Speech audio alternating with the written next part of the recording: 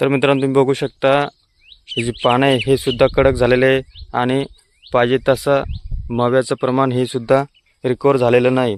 उलालाचा जो रिझल्ट पाहिजे तसा दरवर्षीप्रमाणे आलेला नाही आणि थोडा कोकडा सुद्धा आपल्या कपाशीवर आहे। कोकड्यासाठी मी तुम्हाला जे औषध सांगितले ते मागच्या व्हिडिओवर तुम्ही तो व्हिडिओ जाऊन बघू शकता। जय शिवराय मित्रांनो, आजचा व्हिडिओ बनवण्याचं पाठीमागचं कारण असं आहे मित्रांनो की आज आपली जवळपास 75 ते 80 दिवसापर्यंत कपाशी ही झालेली आहे, पण ढगाळ वातावरण असल्यामुळे मावा हा कंट्रोलमध्ये येत नाही आणि भरपूर शेतकऱ्यांनी दुसरी फवारणी ही उलालाची केलेली आहे, तरीसुद्धा पाहिजे तसा रिझल्ट उलालाचा आलेला नाही। तर मग आता माव्यासाठी आणि आपले जी पानं हे कडक झालेले आहे हे नरम होण्यासाठी कोणती फवारणी घ्यायची हा शेतकऱ्यांपुढे मोठा प्रश्न आहे। तर एक 3 प्रकारचे औषधं मी तुम्हाला सांगणार आहे। रिझल्ट पण चांगला आहे आणि औषधं एकदम स्वस्त आहे।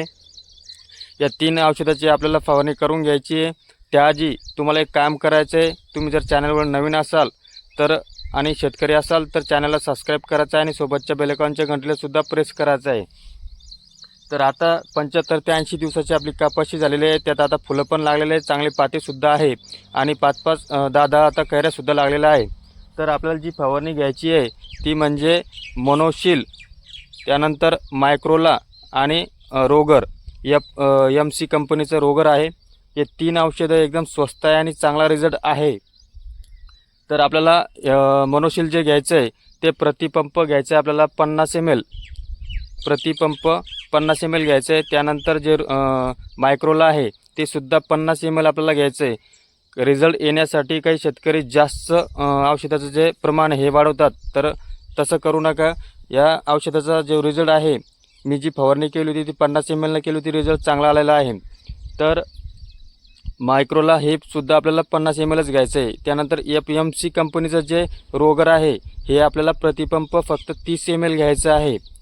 म्हणजे मोनोशील 50 ml, मायक्रोला 50 ml आणि रोगर जे आहे ते 30 ml, असं या 3 औषधाचा कॉम्बो करून आपल्याला फवारणी करून घ्यायची आहे।